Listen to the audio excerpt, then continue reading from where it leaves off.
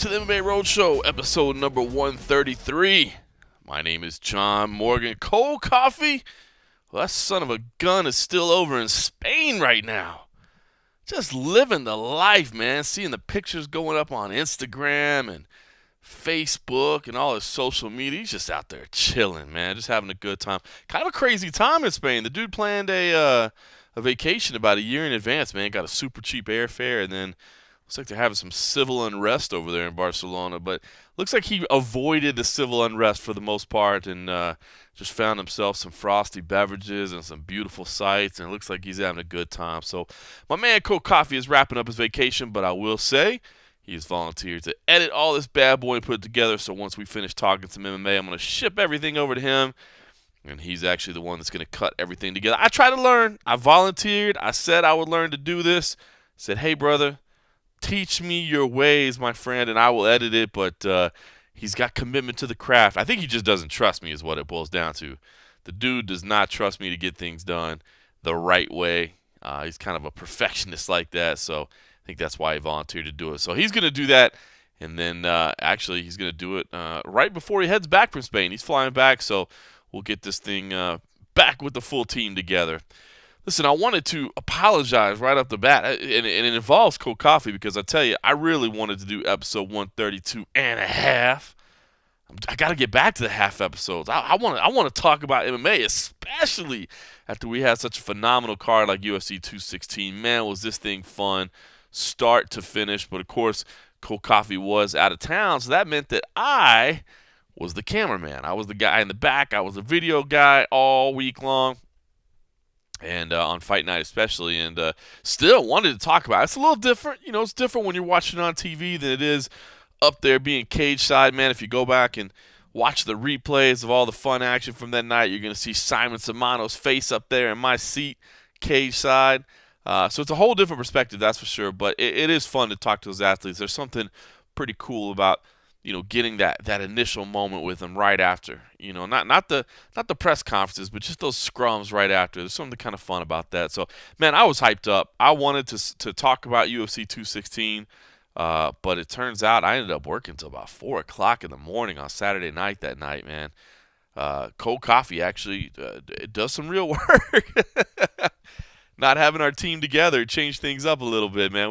I'm not used to that routine. We've got our system down for covering events, and Simon Simano did a great job working hard and helped us out. But I ended up working until about 4 o'clock in the morning, and that meant no and a half for me because I was falling asleep at my computer, and I was kind of bummed about it. And then the next day, I had a big family day planned, and I decided, you know what, one more week, I'll push it off. You know, you guys that listen, you hardcores, you know, family is incredibly important to me now more than ever, and decided, you know what, man, I've got these plans. We had 2 different birthday parties to go to and some other stuff going on. So, you know what, let's just put the and a half to the side, and we'll launch it again next week. But I promise you, we're getting back on the road. I'm going to Poland next week.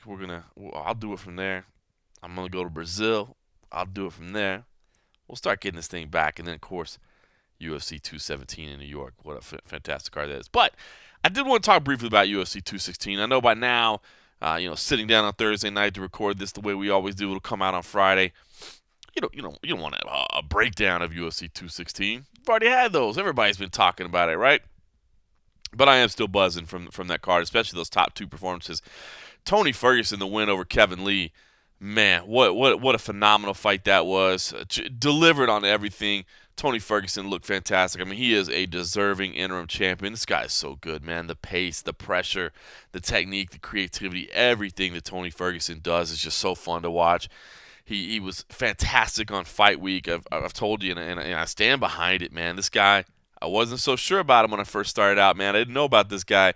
The sunglasses inside, just the attitude and the way he talks and stuff. It's unique, but I love it, man. I've come to love it. I love his attitude. I love the way he carries himself, and man, I'm a big fan of his fighting style, his camera style, everything that he does, and he is a deserving champion. Kevin Lee, man, tough to see him. I mean, here's a Vegas guy that we have, had a cage-sized seat, so to speak, to watch his career develop. I mean, the guy's come in and hosted MMA Junkie Radio a ton of times. We've seen him fight. We've seen training sessions. Hell, I go to Extreme Couture quite a bit now for my son to train, and it's hard to see a guy. I mean, you end up, it's certainly not somebody I'd say I could consider. You can't say you're a friend. It's not like I've ever hung out with the guy, but you get a professional relationship with them, man, and you know what it means to them. You know the type of sacrifice they put in and just how invested they are. And Kevin Lee was as invested as they come. And, to come up short in a fight like this, you saw the tears, man. You saw the tears both in the cage and afterwards as well. And it's hard, man. It's hard to see that for guys. But I think there's, a huge upside for Kevin Lee. I don't think he's going anywhere. The guy's 25 years old, man. He's not going anywhere. We're going to see him again. He'll be in future title fights and, still could be a UFC champion somewhere down the road. But Tony Ferguson is just a cut above right now. You could make the argument right now that Tony Ferguson is the best lightweight on the planet. You could. You could absolutely make that argument. Now, the rankings that we have at MMA Junkie, of course, we've got Conor McGregor ranked at number 1, and I don't have a problem with that. I really don't. I mean, the thing about guys when they move divisions especially is you can't just throw away their entire body of work in another division. And I'll be honest with you, sometimes, Gorgeous George Garcia, the host of MMA Junkie Radio, he's the one that heads up our rankings panel. We used to, the way we've done it for years, just to kind of pull back the curtains a little bit, every employee on staff used to have like a division that was kind of like their baby, right? That you really monitored your division. And then we all kind of gave feedback or whatever, hey, I think, man, if I remember right, I think mine was the bantamweight division. And you'd make changes based on fights. And the idea was just to split up the workload a little bit and to make sure, there wasn't one person overlooking something because they've got so much to worry about every week. But through time, George Garcia has proven he's like got a passion for rankings, and he kind of said, let me take this thing over. So he kind of heads up the rankings each week, and then the editors, myself, Dan Stupp, Matt Erickson, Simon Simano, we all kind of chime in with our thoughts or whatever once he offers up what he has. And so it's still a group thing, but I'll definitely say it's George's baby. I'll be honest with you, him and I sometimes not butt heads. I mean, it's a professional relationship, of course, but I think sometimes when guys move divisions, he has a tendency to kind of take everything away that they accomplished somewhere else. And you look at a guy, I don't know what the right example might be. I mean, maybe Rafael dos Anjos. Right now, welterweight Rafael dos Anjos is 12. Is that too low? I mean, is that does that take away what everything that he did at lightweight? I don't know. It's tough to say. I mean, Cowboy Cerrone was another one that I thought we, especially when he was in the height of that run, that I thought maybe we undervalued when he moved divisions. So, with Conor McGregor, I have no problem with him being number 1 at lightweight because I don't think you can just take away what he accomplished at featherweight. But Tony Ferguson, he said it. He's dead right. Conor McGregor has fought once in the UFC's lightweight division. That's crazy. That is absolutely crazy to think about. So, obviously what Conor has done, everything he's done is crazy, man. He's reinvented the sport in a lot of ways. But, to argue that he's the best lightweight in the world, it does leave the door open, right? I mean, you can't take away the pound-for-pound greatness, right? You can't argue Conor's pound-for-pound greatness because he's done it at featherweight. He's done it at welterweight. He's done it at lightweight. You can't take away from that. But to say you're the best lightweight on the planet, I think Tony Ferguson's got a little argument there. So I really, really, really hope they do this fight next. I really do. I really hope it's Tony Ferguson versus Conor McGregor. I understand that Conor McGregor versus Nate Diaz 3 is, the money fight. I get that. And there's no question about it. It would do better. If I'm being honest, just straight up as a businessman and all I'm worried about is dollars and cents, then yeah. Yeah, you do Conor McGregor Nate 3. And that sucks, but that's true. That's what the casual fan will care more about because they know those two names, they know the rivalry, and they don't necessarily know Tony Ferguson yet, which is a damn shame. This was an amazing win over Kevin Lee. The performance against Rafael dos Anjos, the 5 rounds in Mexico City. Come on, man. Surviving against Lando Venata, winning that. Hell of a fight with Edson Barbosa. I mean, the performances go back. And I think this is the right fight to make. Not to mention just the whole point of having 2 titles, the interim title, the lightweight. You got to unify the titles. It just makes the whole sport look ridiculous if you got Tony Ferguson out here defending his belt. And he says he will. He's like, dude, if Conor doesn't want me, I'll just keep defending this belt. And I believe him. I think he will. He wants to keep fighting. He wants to stay busy. But you can't do it, man. You got to put that fight together. Now, here's the weird thing. Adi Attar, Paradigm Sports Management, manages both these guys. Now, Adi is a stand-up dude, man. He's as good as they come. He's professional. He shoots you straight. I don't think he's going to do anything quote-unquote shady, so to speak. But if you were managing both these guys, wouldn't you recommend they stay apart from each other? You don't want one of your guys to lose, right? You don't want one of your guys to lose. So I don't know. I hope that it's a help, that it'll make the fight happen quicker because they're managed by the same guy, not that it'll be a hindrance because he's recommending other paths. And listen, Conor does have options, man.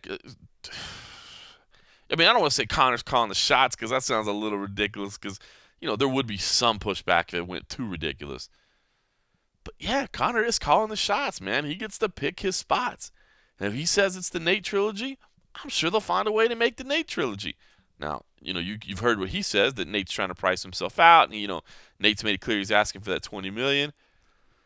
And listen, as crazy as it sounds, it does kind of make sense for Conor McGregor to sit around and wait for a little bit. See if George St. Pierre beats Michael Bisping. I'm picking Michael Bisping. I'm picking Michael Bisping in that fight. I'll just say it right now. But if George St. Pierre were to beat Michael Bisping, and I know you got Robert Whittaker out there, another interim title holder, but you're telling me that Conor McGregor versus George St. Pierre wouldn't be a marketable fight? Hell yeah, it would. Hell yeah, it would. And I'm telling you right now, those two guys are not that big. There's not that big of a discrepancy in the size between the two of them. There's just not. George St. Pierre is not a huge welterweight. Yeah, hell, I mean, I take my word for it. I mean, Faraz Sahabi used to be quoted as saying, I think George could go down to 155 pounds. It'd be a tough cut, and we don't want to talk about tough weight cuts right now, man. Kevin Lee, the scene over in Pancras, weight cutting is such a big conversation right now. But that aside, Conor and George St. Pierre are not vastly different sized individuals.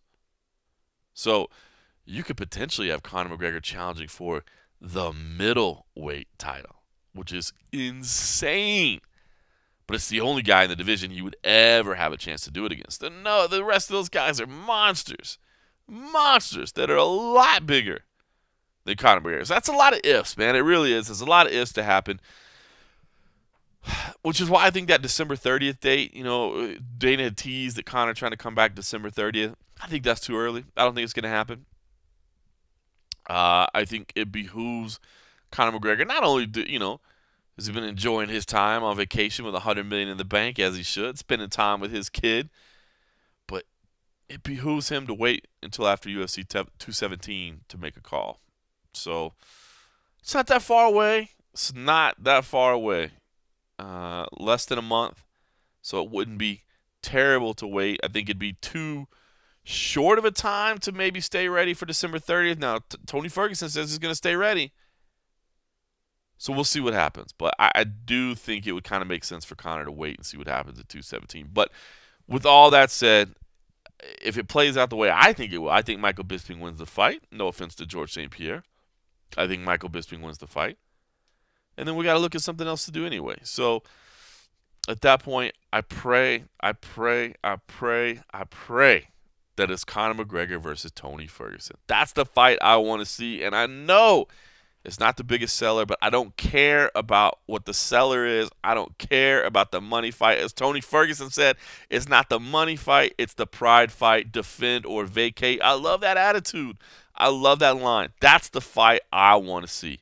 That's the fight to me that has to happen. I'm sick of the interim titles. And man, God bless Conor McGregor for everything he did. God bless him, man. I am not taking away from his. And it's not like he's going to make chump change. It's not like the UFC's not going to pay him to fight. He's still going to make good money. And you could still do the trilogy down the line.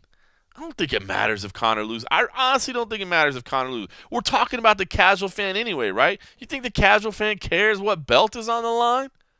No. The casual fan just wants to see that trilogy fight at some point. So if Conor loses to Tony Ferguson or loses to somebody else down the line, you can go back and revisit that trilogy fight. And Nate said he's not fighting for less than $20 million, so he can sit around and wait anyway. He's got nothing going on. He can wait till he gets that $20 million payday. So, listen, that's all I'm saying. Tony Ferguson, deserving champion, amazing performance. Watching his rise from the Ultimate Fighter to interim title holder has been incredible. And the guy is must-watch TV for me in the cage and on the mic. He really is. I am a fan, and I hope that the Conor McGregor fight comes next. Kevin Lee, we'll see more Kevin Lee. Staph infection, can't make excuses, man. I was picking Tony Ferguson going in, but yeah, man, that weight cut and the staph on top of it. I think if you were, kind of on the fence, I think that had to swing one. Listen, I've had a staph infection one time, and it does. For anybody that's never had it, it really does sap you of energy. So it kind of makes, everything that Kevin did a little bit more respectable and a little bit more incredible. But listen. We'll see Kevin down the line. Maybe it's at 170. Maybe it's not going to be at 165. Sorry. Get that out. I don't see Dana wavering on that, man. Dana has been adamantly opposed to adding these weight classes. He said it multiple times. Hell, the last time I asked him about it was in Anaheim. Because remember in Anaheim for the pay-per-view out there, Jones and Cormier, that was the week that the California State Athletic Commission, it talked about implementing more weight classes. I think Jeff Nowitzki from the UFC came out and said, listen, we would be in support of this. But I guess that was the royal we that had nothing to do with Dana White on there, because I asked Dana at the press conference, hey, listen, has your position changed on this? Are you thinking about adding more weight classes? And he said, nope. And listen, he's still making calls. I know a lot of people say, Dana's a figurehead. It's this new WEIMG, Endeavor. I don't know if you guys saw that. We didn't do a story on it. I sent the note to the guys that I thought we should do a story on it, but Mr. Dan Stupp, editor-in-chief, was like, I don't really see a story here. It's just a name change. And I suppose he's probably right, but just in case you didn't get the memo, Endeavor is the name of the ownership group now. So it's no more WEIMG, which, to be honest with you, Endeavor, that's a little bit more, it's a little easier to deal with, right? So the new Endeavor owners, yes, they've got their hands and stuff, but, on the day-to-day fight operations, man, Endeavor's not going in there. I mean, what? Ari Emanuel's going to be like, we really need a 165-pound division. You know what? I tell you what, man, this light heavyweight division and this heavyweight is too big of a discrepancy. We need a cruise. Nah, come on, man. He's not doing that. He's trusting Dana to make those decisions, and Dana's opposed to the new weight classes. So I know Kevin Lee likes that 165, and listen, I think it does make some sense.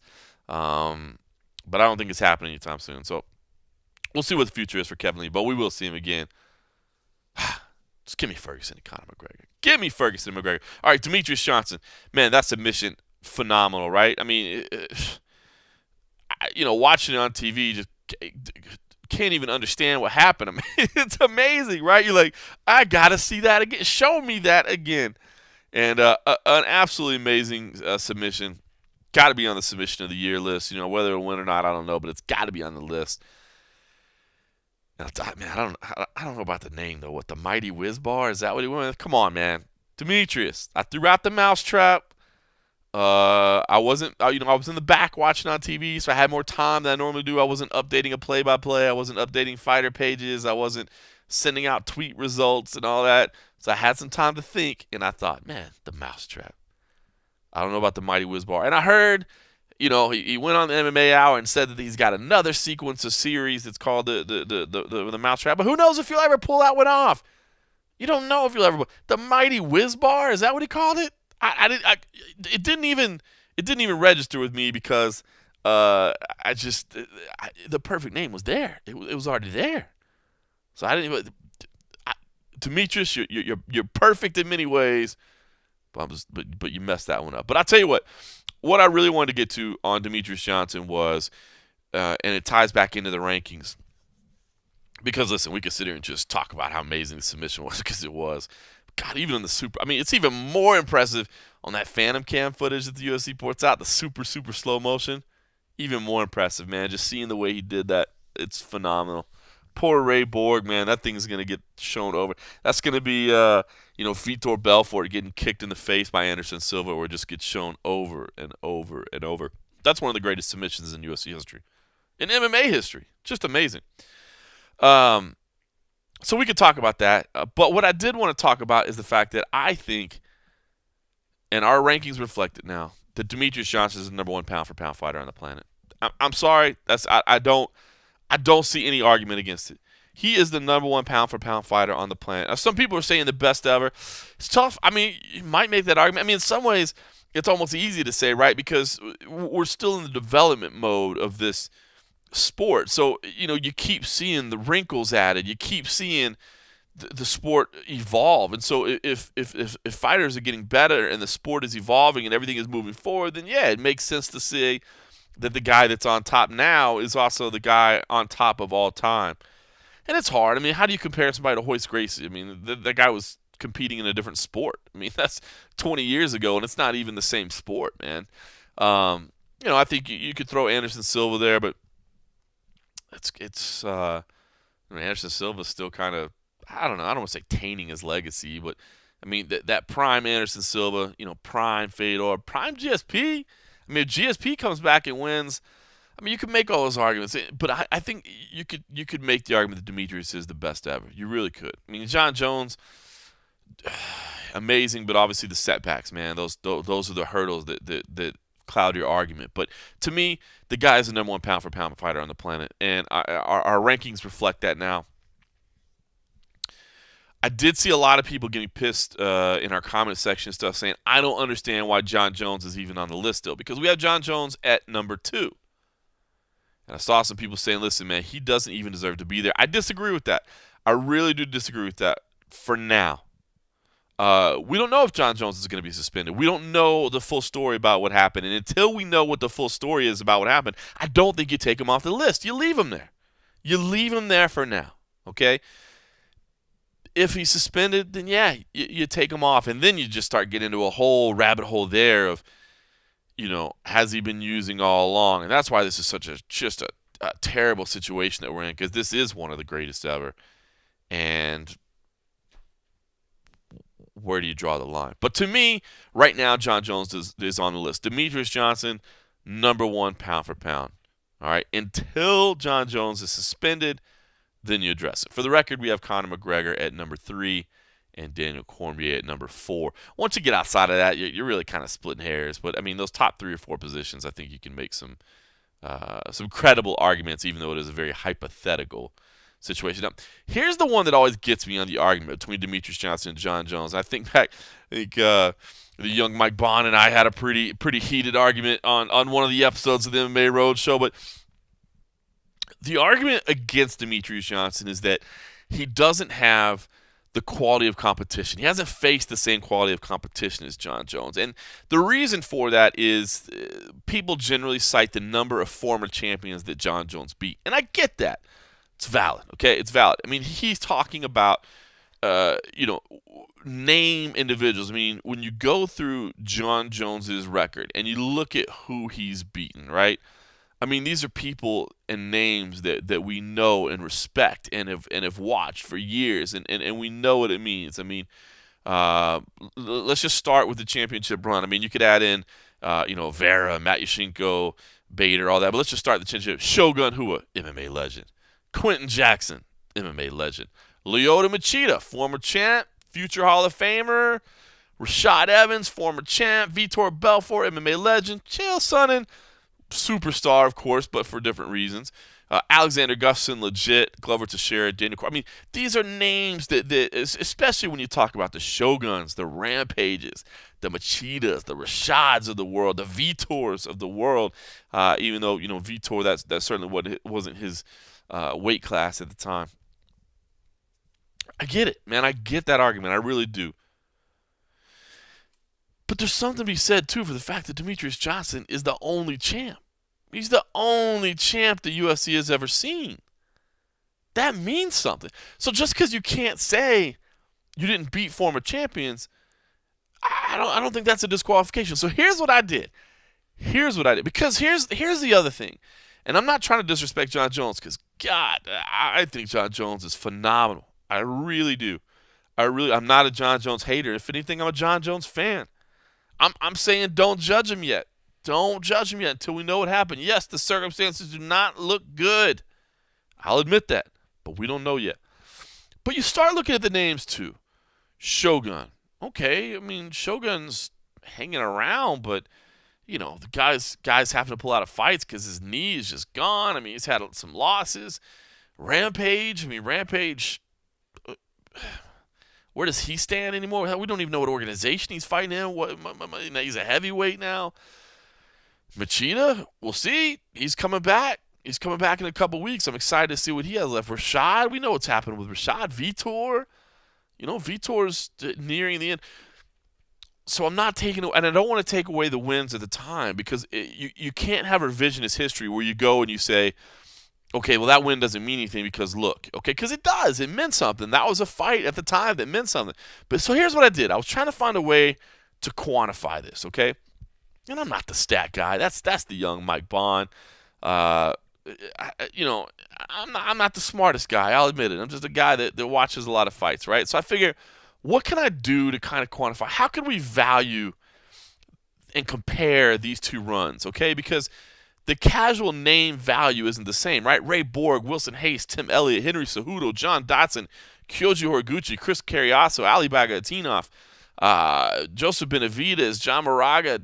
I mean, all those names mean something, but they don't mean as much to the casual fan. They don't mean as much to the argument you're making as Rampage, as Shogun, as Rashad, as Lyoto, right? I mean, those are all fighters you can call with one name, and we know who you're talking about. You know what I mean? So here's what I did. You guys tell me if this is fair or not. Maybe it is, maybe it isn't. But it was the only way I could think to we could compare these two runs. So what I did was I went through and I added up the records of each of these fighters. I started with both Jon Jones and Demetrious Johnson when they won the championship and through all their defenses. Okay? So we're starting with Demetrious Johnson. We're starting with the win over Joseph Benavidez at UFC 152 where he won the flyweight title. Okay? And with Jon Jones, we're starting with UFC 128, Shogun Rua, when he won the UFC light heavyweight title. And I took every fighter that those fighters faced in their run since, okay, all their title defenses since, and I added up their record after that fight. Okay? See what I'm doing here? Henry Cejudo, for instance. Let's make it easy.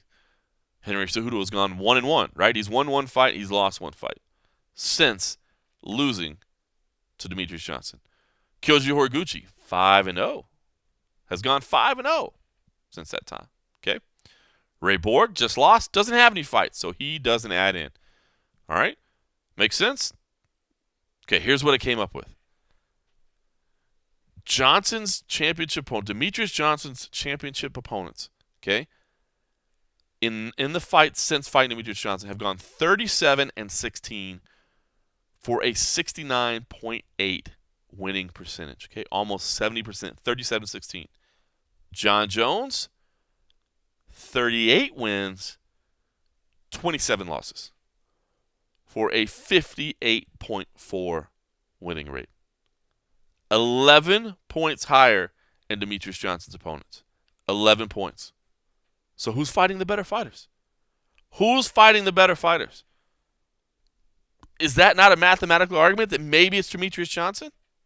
So here's another way I looked at it. Okay, let's take all those fighters. Let's take all those fighters and see where they still stand. Where do they still stand in the division today? Maybe this isn't, it's not as technically precise, but I pulled up the MMA Junkie rankings, okay? Out of all the people that Jon Jones has beat, he's beat 5 fighters that are still in the rankings right now. Cormier at number 2, Gustafsson at number 5, Teixeira at number 6, St. Preux at number 10, and Hua at number 12. Now, Machida would probably be in there if he wasn't on that suspension, but the layoff he had, we took him out. Okay, so 5 fighters, 2, 5, 6, 10, and 12. Okay? Demetrious Johnson has Benavidez at number 2. Now, keep in mind, the way we do rankings is not the way the UFC does ranking. We don't have a champion and then number 1 contender. We have a number 1, which is where Demetrious and Jon Jones both rank in their divisions. Okay, Demetrious Johnson has Benavidez at number 2, Cejudo at number 3, Horiguchi at number 4, Borg at number 5, Moraga at number 9, Hayes at number 10, Bagautinov at number 11. Would have Dotson, but Dotson moved up. So 1, 2, 3, 4, 5, 6, 7 fighters still ranked right now. And take this, 7 in the top 11 in the division right now. And if you take number 1 out, if you do it the way the UFC does it, champion, it's 7 of the top 10 contenders. 7 of the top 10 current contenders, Demetrious Johnson holds victories over. So who's fighting the better fighters? Whose record's more impressive? I don't know, man. Again, I'm not the brightest guy, all right? I'm not. I'm just me. So maybe these arguments aren't good. Maybe the winning percentage of his opponents isn't the best way to argue it. Maybe the current rankings of his opponents aren't the best way to argue it. But I don't know what is. I get it. The names mean more in Jon Jones' run. In Demetrious Johnson's run, I think they might be more impressive. So just something to think about. Something to think about on the heels of that just scintillating win by Demetrious Johnson. My God, the dude is must-watch TV for me. I've seen the pay-per-view figures like you have. They look low. I think we knew that going in. Our web traffic was pretty good. Our web traffic is usually a pretty good indicator of how things are going, but it was pretty slow all week. It really was. But it was good on Fight Night. It was good on the weekend after. So there was some buzz. But, yeah, I get it. The guy's not the biggest draw in the world. He fought for pay-per-view points. He got it. We'll see if he's happy about that because obviously it wasn't a huge seller. But the guy is awesome. Demetrious Johnson's awesome. And I'm torn because I get it too, man. If the guy wants to go up to 135 pounds and challenges himself there, maybe it gets a little bit more attention. Maybe it gets him a little bit more respect. But the dude is just the perfect athlete at 125. What's wrong with getting 15 defenses? What's wrong with getting 20 defenses? I mean, that's crazy talk. But what's wrong with doing it? I don't know, man. It appeals to me. It does appeal to me. I mean, tough for Cejudo and Benavidez to get back there right now, but they're hanging in there. Horiguchi's gone, but you got Sergio Pettis coming up. That's a name he hasn't fought yet. Formiga always stumbles right when he's starting to get close. Got Brendan Moreno coming up, young kid there. Maybe Ben Wynn's a future challenger at some point. I don't know.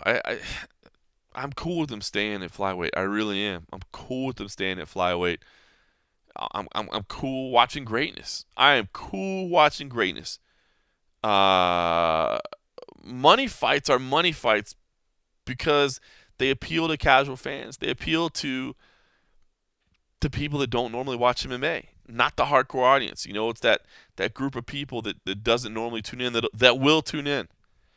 And I understand that. But to me, God, there's nothing better than watching Demetrious. And when he's doing shit that you've never seen, come on, man.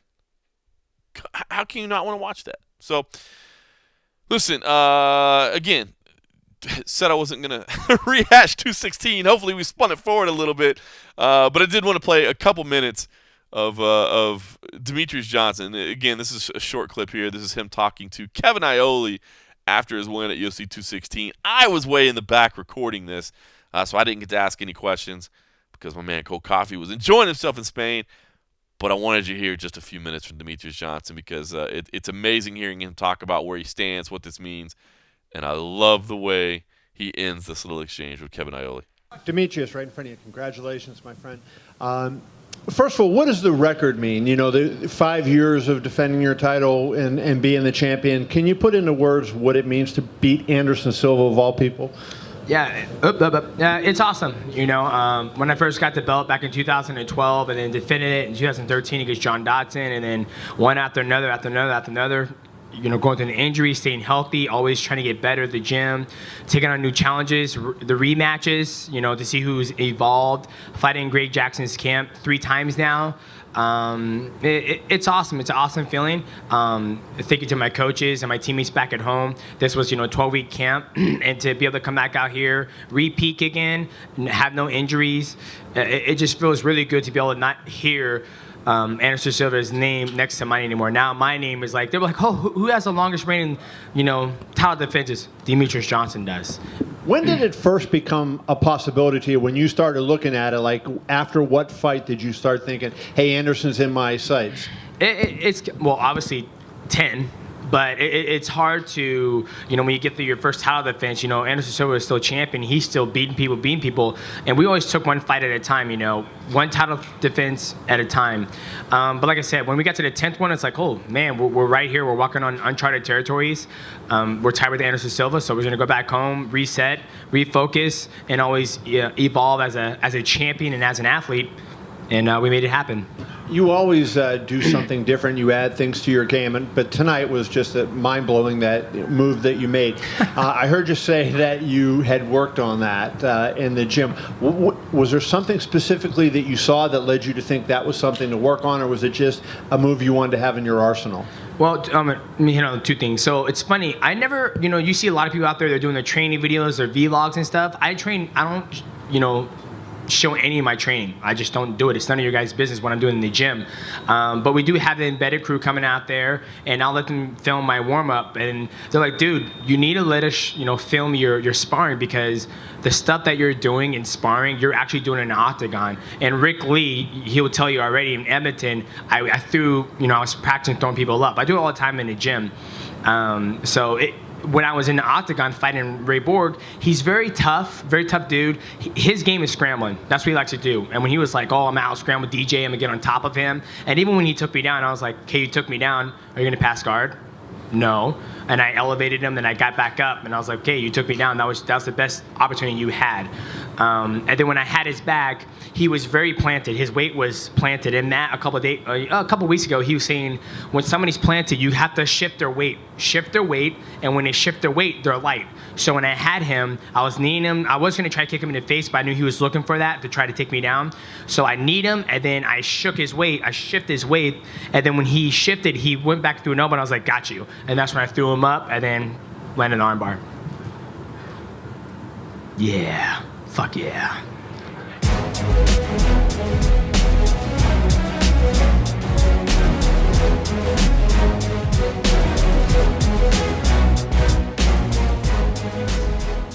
Demetrious Johnson with a little bit of swagger, man. I love it. It's coming out. I mean, I know people call him bland and call him boring, and I don't know if it was just an uncomfortableness before or it was contrived. I mean, John Jones is a guy that certainly his public persona, and people used to call him fake, and that was a little bit wrong, but I guess it was kind of true. I mean, the guy just wanted to be the clean-cut guy, and we now know that's not who he is, and that's just not who he's ever going to be. But he wanted to be clean-cut. I mean, he said it before. He's like, you know, I want to be the guy that Nike wants to sponsor. I want to be the guy that Gatorade wants to sponsor. And to do that, you got to be the clean-cut guy. You got to be the George St. Pierre guy, right? But, you know, George St. Pierre, well, and we'll see at 217. I mean, I don't know if that's the type of people that sell anymore. And I don't know. I think Demetrious Johnson's finally getting comfortable in front of the camera, comfortable in front of us, basically, the media, fans, just letting himself be him. And I love the way he ended that little segment there. And again, you know, just the confidence that he has, knowing he's the greatest in the world, man. That's incredible. And how about a little Rick Lee shout out there, man? Rick Lee was working on Embedded, so he was with Demetrious Johnson quite a bit because, remember, they did the Embedded, and then the fight got canceled, and then they had to go do the Embedded again. So I was talking to Rick Lee, and he spent quite a time with Demetrious Johnson. Rick Lee, for those that don't know, was actually the first video guy at MMA Junkie, basically. I mean, he was the one that started our video. There was a time, a couple years back where we weren't doing video. And part of the reason was, myself, Dan Stubb, we didn't really know how, and we didn't want to do it. We didn't want to do a crappy job at it, to be honest with you. We didn't want to do a handy cam in a hallway with some shaky footage and, film it on your iPhone or whatever. We didn't want to do that. And unfortunately, USA Today, when they bought us, they had video resources and they helped point us in the right direction. And Rick Lee was the guy that they brought in to head up our video department. And actually, he helped train me a lot. He was the one that first taught me a lot about video and just the basics. I'm still learning. I mean, I'm still a writer by trade, but that's the way journalism is now. You got to do a little bit of everything. And Rick Lee was the guy that got all that started for MMA Junkie, and then corporate happened. A guy that no longer works at USA Today, and Rick kind of butted heads for no reason, and I think there were some politics at play, and you know how that goes. So Rick decided to part ways with us, but still a good dude. So it's kind of funny to hear the shout out there. All right, one other thing I want to mention about 216 real quick. I mean, the guy. I mean, again, it's a week later, so I don't want to spend too much time on it. Although, man, Bobby Greenland of Anada, how great was that? Cody Staman, that guy is the real deal, man. He really is. Fun night. But no, what I wanted to say is the UFC did something different. I don't know if you guys caught this or not, but the UFC did something different at Media Day, and I liked it. I really did. They brought over coaches. They brought over coaches to come talk to us on Media Day, or I guess not Media Day. I guess it was open workouts. Yes, the open workouts. They brought the coaches over to speak as well. I liked it. I liked it a lot. Getting a chance to pick Matt Hume's brain. Getting a chance to talk to the head coaches. Robert Fallis coming in and talking about things a little bit more technically, and obviously being able to give some insight on the fighter that they see on a daily basis that we don't see. I love it. We don't do a good enough job, and I've said it before. I think we should be doing more talking to coaches. I think it's insightful, and I think it's great. Boxing does a great, like in boxing, the trainers are kind of part of the story, and they're really not in MMA as much. And of course, when we're covering live events, I mean, our bosses want to see the fighter footage, man. They want to see that stuff. That's what they want us bringing back. But I love the insight that the coaches provide. So I thought that was cool. I hope they do more of it. Again, I mean, it was cool to see the UFC actually do this and bring these coaches in front of us. So I hope we see more of it. If you didn't see it, we did do stories on them. So they were on MMA Junkie. Brandon Gibson was another one that came up and spoke. So we did do stories on it. It's on YouTube as well. But if you want to catch kind of what those conversations were like, and tell me if you like the tone, they're there. I will say, mentioning YouTube, oh my God, today has been a nightmare of a day. This was supposed to be a little more behind the scenes here. This was supposed to be my easiest day at work, no problem. Was going to have a light day in the office, and then was going to be able to, sit down and record the podcast and call it a day. And damn it if it didn't end up being a nightmare. Part of it was we had a couple sick employees and some sick families, and so that changed schedules around and all that. But in addition to that, nightmare with YouTube this morning. It all had to do with behind-the-scenes stuff. But if you are a YouTube subscriber to the MMA Junkie YouTube channel and you got flooded with videos this morning, I'm sorry. Let me just personally apologize. Let me also tell you that was not on purpose. It was not through anything that we did. It was just some back-end technical stuff that basically Abu Subhan over in Europe caught it early, obviously with him being ahead of us on the schedule. He saw it, and he messaged me. So, fortunately, like the minute I woke up, the first thing I do when I wake up, which I probably shouldn't, but the first thing I do is pick up my phone, and I'm checking WhatsApp, and I check messages, and I check email, and I check Twitter, just to make sure I didn't miss anything while I was asleep. Nothing I need to get on right away. And fortunately, Abu Subhan's message was there. And so immediately, as soon as I woke up, I'm jumping on this thing and trying to fix it, and we got it fixed. I think something like 50 videos that were old videos basically got resurfaced and pushed live, and I saw some people get kind of annoyed on social media and in the comment section and that sort of thing, but it was about 50 of about 5,000 that were trying to re-upload through a technical mishap. So I was glad we caught it when we did. But let me just personally apologize if you were one of those YouTube users affected and your feed got all jacked up. So I am sorry for that. But other than that, those coaches' videos are there. So listen. One thing I really wanted to talk about was this Mark Hunt situation. Big deal here, and it's been controversial. Of course, Mark Hunt, no stranger to controversy. But it's I think a lot of people are kind of confused and don't know where they stand on this. I mean, the UFC essentially pulling a guy out of a fight. He says he's okay, he wants to fight, but the UFC pulls him out. Of course. He was scheduled to fight Marcin Tybura down in Australia. Now Fabricio Verdum was going to step in, which, man, look at Fabricio Verdum pocketing $400K the other night to beat Walt Harris and now stepping into another fight just a month later. Got to love that move for Fabricio Verdum. But Mark Hunt, certainly no stranger to controversy. Mark Hunt, certainly no stranger to being frustrated with the UFC, and he absolutely lashed out as soon as this was announced.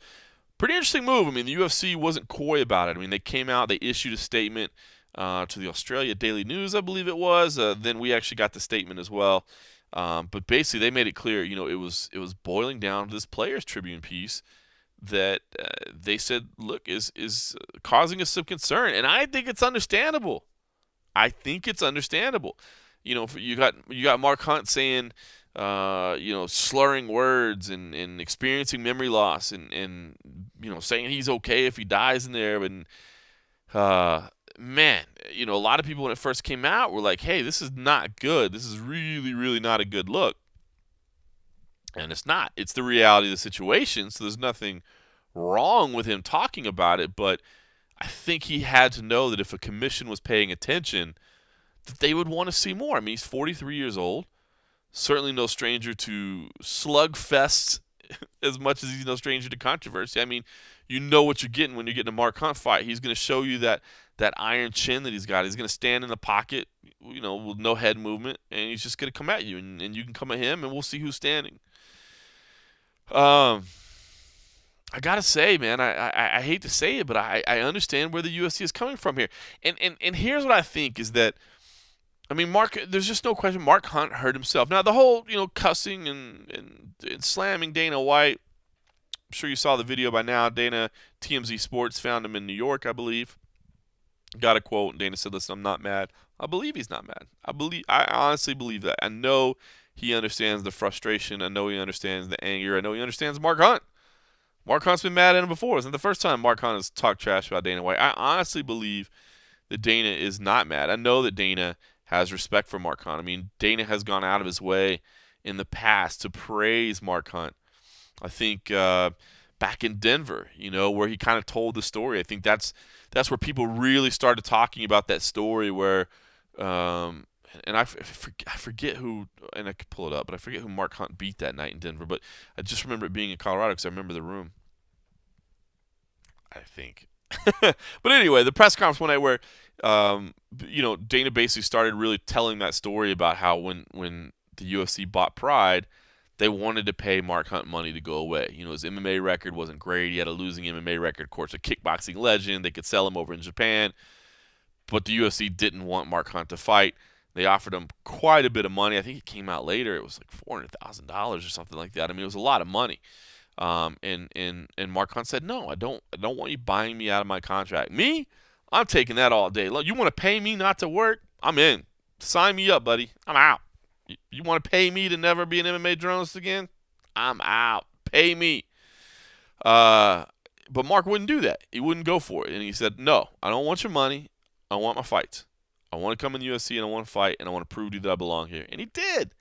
And I know Dana has a lot of respect for that. So I really don't think this is personal beef here. I honestly think, the UFC is already involved in litigation with Mark Hunt right here, right? In some ways, I honestly feel like they'd be opening themselves to more litigation for him to say that he has this memory loss, he has these concerns and he's slurring his words, and they send him back out there to fight. They know about it, and they send him back out there to fight. I feel like that's almost open. I feel like there's more legal concerns for the UFC there.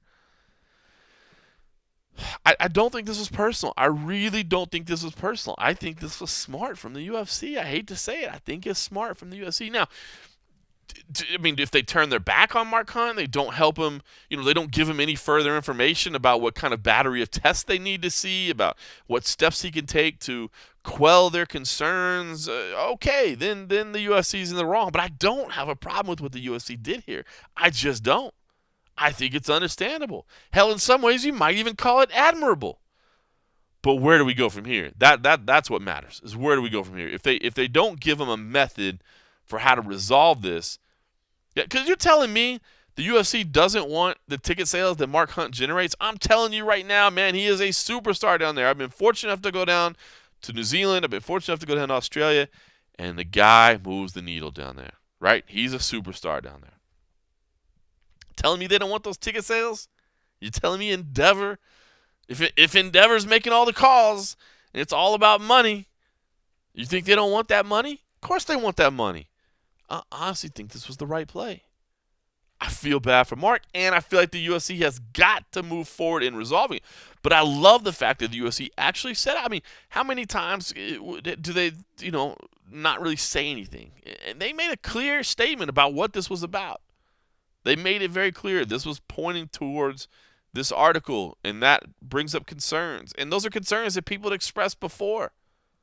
So, as much as it sucks for Mark Hunt, I got to say, I kind of understand the UFC's logic here, and I don't necessarily think that it was bad logic. I do think that they got to move forward now. They've got to find a way to get this resolved. The other thing, the one part that did strike me bad, and of course, I always feel like Mark Hunt doesn't do himself any favors with the way he expresses things, right? And I get it. I mean, he keeps it real. Okay, that's cool. I mean, that's all right, cool. Yeah, F you, you bald-headed prick, Dana White. I mean, that's cool. But I just don't feel like it helps get anything done. I really don't. Dana kind of joked to TMZ. He's like, no, I'm not expecting an apology from Mark Hunt. I will never get an apology from Mark Hunt. And he won't. I mean, Mark Hunt's not going to apologize. But, I'm not always a fan of the way he presents stuff, to be honest with you. And so I think sometimes his message gets lost. The true point of his message gets lost in the spirit of the message, I guess, or the way the message is delivered. I think it causes issues. So I think sometimes the way he presents things works against him. So I'm not a fan of that. The other thing, too, is this whole I got taken out of context. All right, now listen. There's no way Mark Hunt wrote that, okay? I know it's first person, but there's no way Mark Hunt wrote that. And I'm sure that's the case with all of these. I mean, these first person stories, I guess, that these websites that are out there, so that the athlete can speak directly to you. I mean, he still has a shadow writer or somebody helping him with it. I mean, hell, we've done that in the past with tough blogs. We don't really do those anymore, but we used to do blogs on The Ultimate Fighter every week. And, some fighters, it was easier for them to just talk through it. You know what I mean? And we just record what they said and we'd write it down. Still them talking. You know what I mean? Sometimes it was easier for them to write it and we just edit it for them. But, there's very few, just in the way that there's very few fighters, or very few writers, I say, that can step into the cage and do very well for themselves. There's very few fighters that are refined craftsmen with their written word. It's just not what they do, right? So I understand. They get help. But it's a first-person piece that you definitely had first writer refuse. I mean, that had to have been run through. There's no way, or at least I'm guessing. Maybe I'm wrong, but I doubt it. I can't imagine a website saying this is a first-person piece and not having you sign off on it. Because can you imagine if you wrote something and you said, this is from Mark Hunt, and Mark Hunt 5 minutes later in social media after it comes out says, I never said that.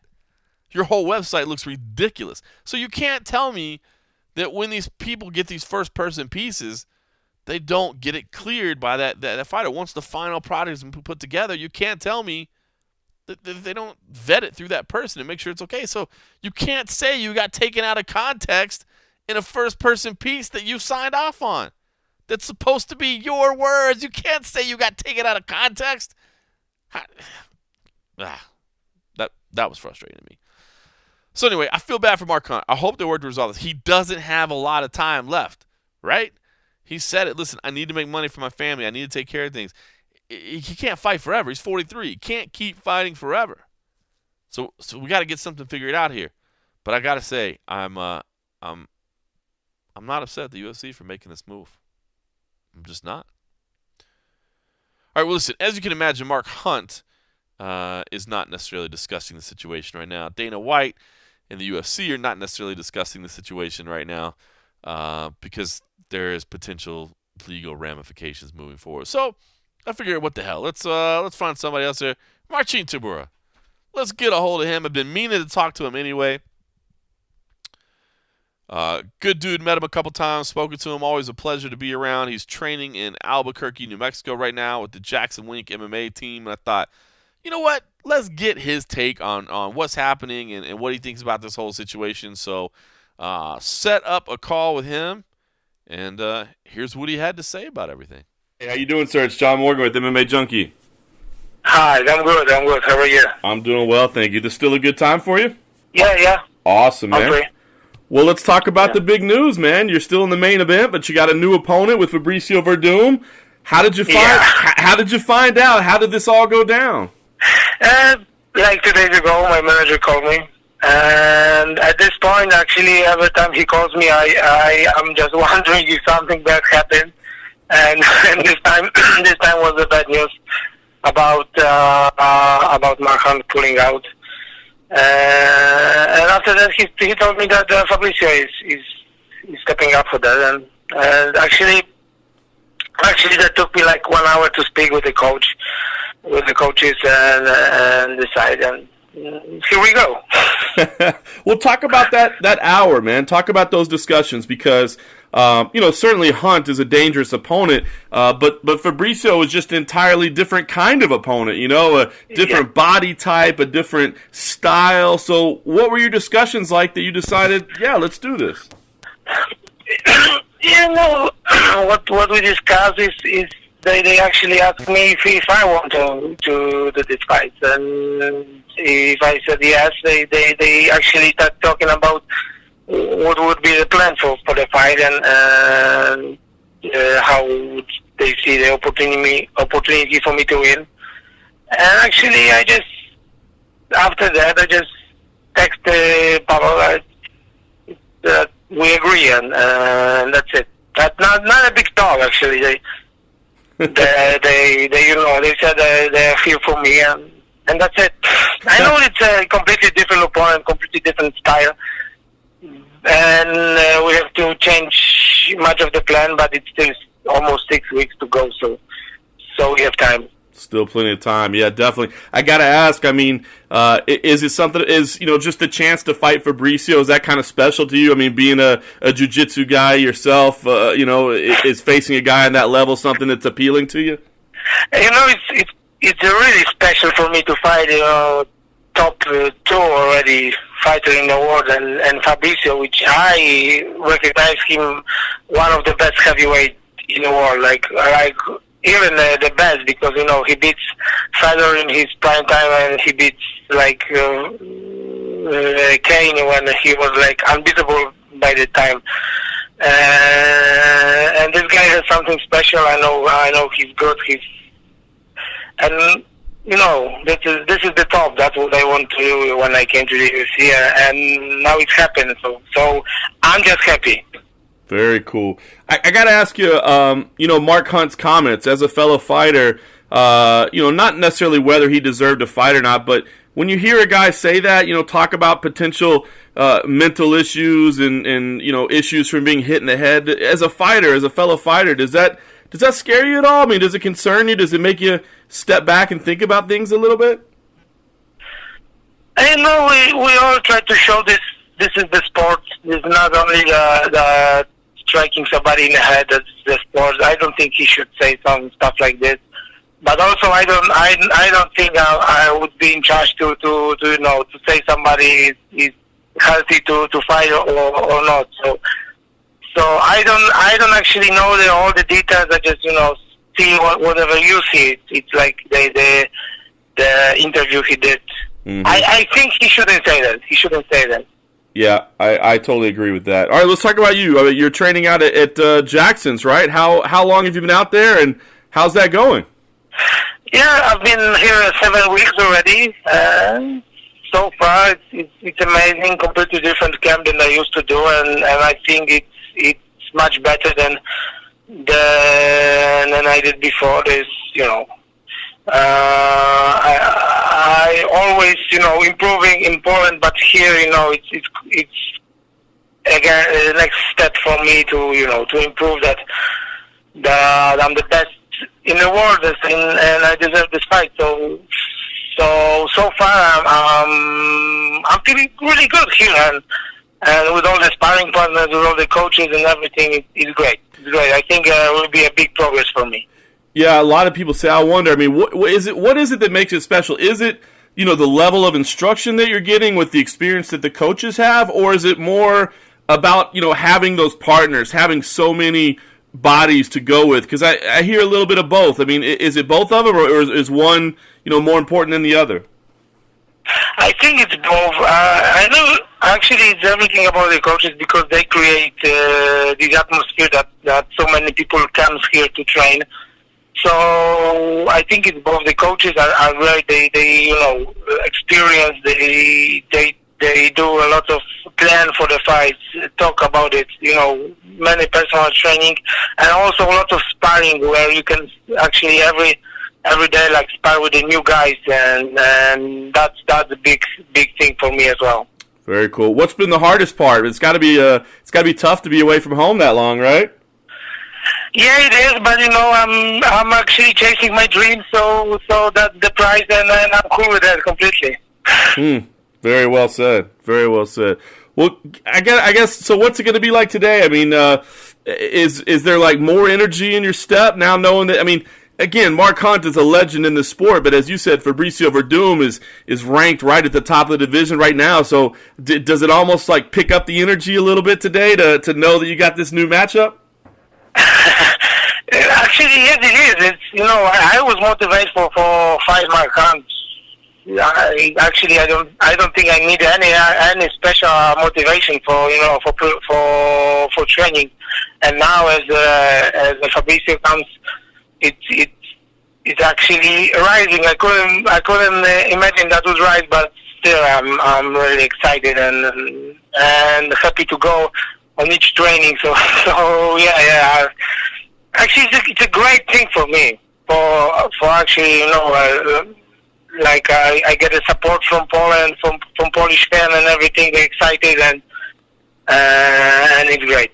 Very cool. What's the schedule from here, Marcin? Are you going to finish your whole camp at Jackson's, or are you going back to Poland? And are you considering going to Australia a little bit early to get used to that time change and get over the jet lag and all that?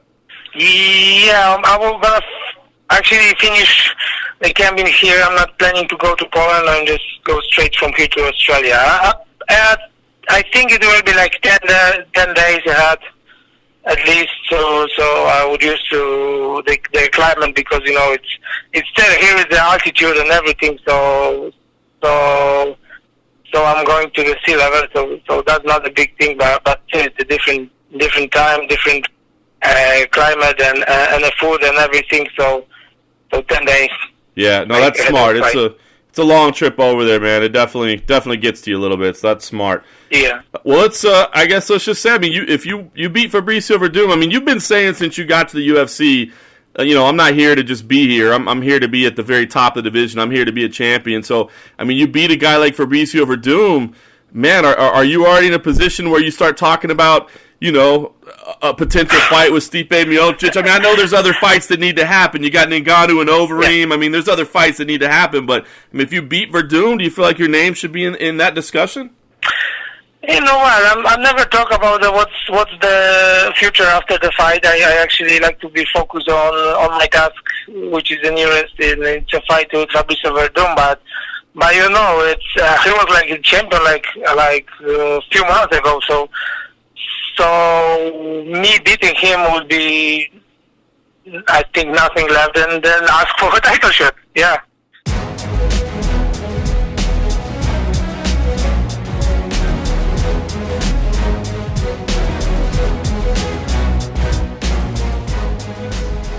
So Marcin Tybura took the fight with Fabricio Verdum, no problem. What a huge change that is, right? I mean, Mark Hunt, Fabricio Verdum, body style, fighting style. I mean, it doesn't get much more different. And I love Tybura's attitude. You know, from the beginning, he said, "Listen, I'm not here to just be a guy. I'm here to be the guy, and I want to face the absolute best in the world." So love his attitude, and hopefully we'll get to speak to him again once we get down to Australia. So listen, this weekend, not big shows on the map, right? Nothing huge out there, but you do have some smaller shows. Definitely worth taking note. You've got LFA that'll be tonight. That's on Access TV if you're listening on Friday when the MMA Road Show comes out every single week. Haven't missed a week yet, damn it. Not one.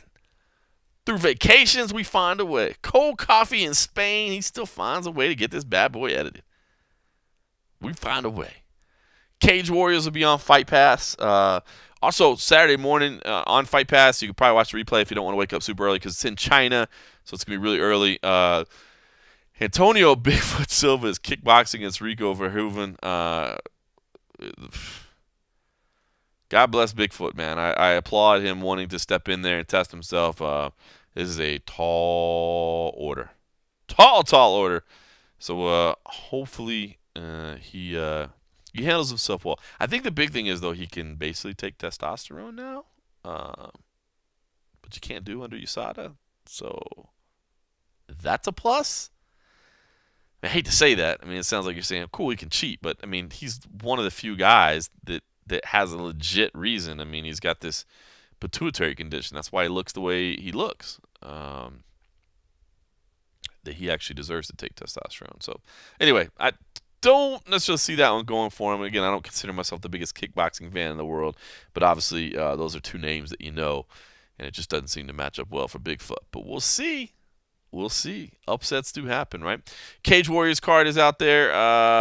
Risen will be early in the morning, so there's that out there as well. Venator is putting on a show this weekend. Cody McKenzie is in a single night 4-man elimination tournament.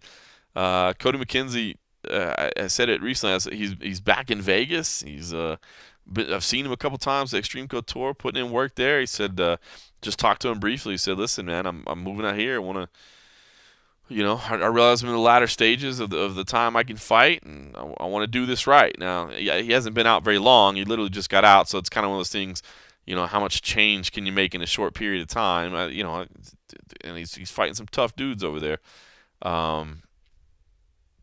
We'll see, but if anybody can go in there and do something tough, it's Cody McKenzie. He was the last time he fought over there. I was actually over there. It was one of the last commentary gigs I ever did before I got my commentary ban. Let's not go there. Let's not talk about it. That was May 2016, and he got blasted in the body early on. I'm like, oh, this is not good. He's going down. And then son of a gun if he didn't fight back and pick up a submission win. He fought again in October. He lost to Joe Riggs. Listen, Cody McKenzie is dealt with his demons, and hell, man, he was drinking the week of the fight when we were over there in Italy in May 2016. So, I don't know if that's something that still haunts him. Didn't talk to him about that. But we'll see. Cody McKenzie is one of those interesting names that's out there, and he's fighting this weekend. So that is out there. That's on a pay-per-view. I think it's about a $10 pay-per-view. We've got a post on that. If you're interested, you got a few bucks and you just want to see something different, there you go. It's there. But things will pick up big time next week. We're going to start getting super busy again. Matt Erickson is actually heading out to Connecticut for Musasi versus Shlemenko. He'll be handling that card. I will be heading to Poland, Gdansk, Poland, for Cerrone versus Till. I like that fight. I know some people question the matchmaking or whatever. I love that fight. We'll talk way more about that next week. My man Abby Saban will be out there, and Simon Head is going to be coming out there as well. He's going to be helping us out over there in that European event. So we should have some fun over there. And then again, like I said, it just gets busy. The road show finally gets its ass back on the road. I feel like I've been in Vegas so much. That's going to change. I've been enjoying it, spending time with the family. That's going to change, though. Poland, Brazil, New York for UFC 217. So those are 3 consecutive weeks there, and then I'll turn it over to Matt Erickson to go handle Virginia for UFC Fight Night 120, and then it just goes on and on. So the end of the year is busy. Unfortunately, Colt Coffey won't be with me next week, but he will be back home. He'll be working, and we'll just pull together that European squad. Abby Subban, Simon Head, those guys are always good to fill in and get the European angle. I'm sure we'll grab a journalist or two while we're over there and get some takes on what's happening over in Poland. So anyway, yeah, I guess that's it. I should say, if you like what you're listening, I know this is late in the show, but if you like what you're listening, do me a favor, go to that whole podcast iTunes thing. Yeah, rate us, review us, all that good stuff. I like the feedback. Hit us up. Leave us a little message in there. What do you like that's good? What do you like that's bad? Tell me. We'll check it out. We'll read it. I promise we will. You could be like Brandon in Louisville. Part of the holy trinity of MMA pods, he says. That is strong. Part of the holy trinity. He says, I've been listening to, reading John Morgan's coverage of MMA for nearly a decade now. He is the best in the business, and along with MMA Junkie Radio and the Co-Main Event podcast, it is a mandatory download for me every week. Brandon in Louisville. That's what's up. Thank you, sir. I really appreciate that. If you've got nice things to say, go say nice things. If you got bad things to say, I'll listen to those too. I'll read them. For instance, feedback like this. Gilbert Hill hit me up on Twitter. All right, and he says, he just hit me up today, as a matter of fact. He said, is there a way to have a Twitter Q&A on the Road Show? It's your show. I love it. I would just love to hear your opinion on MMA topics. And you know what? I've kicked that about. I think we should. Sometimes I just pick topics, but I feel like, posing some questions to you guys. What do you want to hear us talk about? I think we should probably do more of that. I think we should probably, let you hit us up and say, John, here's my question. I want to hear you talk about it. What do you got? Give me a take. We should probably do that. Sometimes I feel like maybe that's lazy. It's like letting, I don't feel like producing the show. I don't feel like picking topics. Let's just let the readers do it. Let's let the listeners do it. I don't want to be lazy. But hell, I appreciate the fact that you're listening. So if there's something you want to hear about, I think you should chime in and let me know. So I told him, I said, you know what? That's a fine idea, Gilbert Hill. Hit me up with something. What do you want to hear about? And here's what he hits me with. There's been talk of a 100-meter race with Woodley, Brunson, and Ferguson. Who you got? Wouldn't an all-MMA fighter skills competition be fun? That's the question he sent me. Gilbert Hill, who I find to be a very fine gentleman on Twitter. I enjoy interacting with this man, talking MMA. I love talking MMA. I really do. This question, come on, man. Who would a 100-meter race between Woodley, Brunson, and Ferguson? I can honestly say I've never seen any of them run. I have no idea what their skills are. Brunson played some football, so maybe he's bigger. He's bigger than all of them, so he'd have the longer stride. I mean, we're only going 100 meters. If we're going 100 miles, give me Tony Ferguson all day. He's got insane cardio. But I don't know. You're not giving me a lot of hope for this Twitter segment. No, I'm sorry.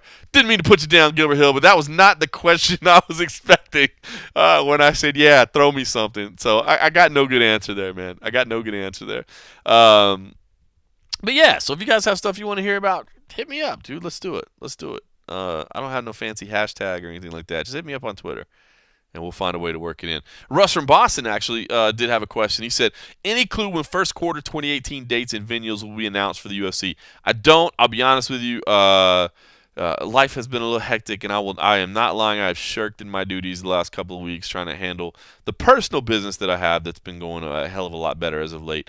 But I'll tell you what, Russ from Boston, I will go find out. I will be beginning next week with plenty of UFC staff members that could probably give me a little insight into how things are looking in the first quarter of 2018. So, it's I will say I would not be shocked if they don't announce quarterly schedules again. I mean, you think about it. Every time they announce quarterly schedule, they haven't had one that's gone perfect. They have to change things, and it's real easy to cancel a date that you never formally announce.